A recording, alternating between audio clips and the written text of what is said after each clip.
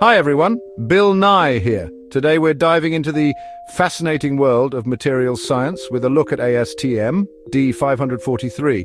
You might be wondering, what is ASTM D543?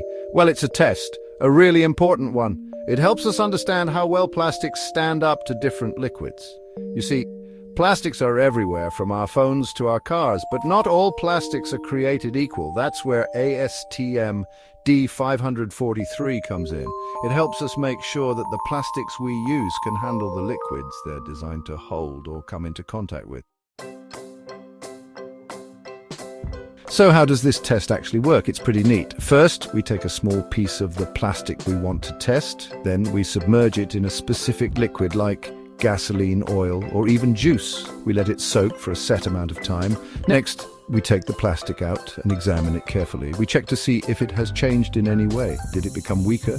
Did it change shape? Did it absorb any of the liquid? All these observations are carefully recorded. ASTM D543 tells us a lot about a plastic's resistance to environmental stress cracking.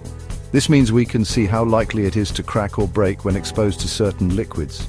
The test measures things like changes in weight, dimensions, appearance, and strength. By analyzing these changes, scientists and engineers can determine if a particular plastic is suitable for its intended use.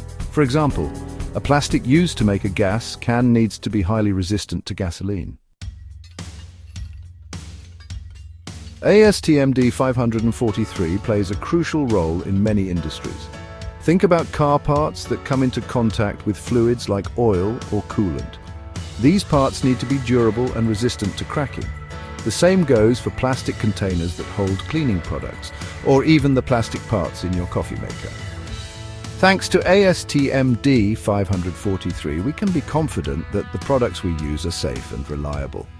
By understanding how plastics react to different liquids, we can make smarter choices in the design and manufacturing of countless everyday objects.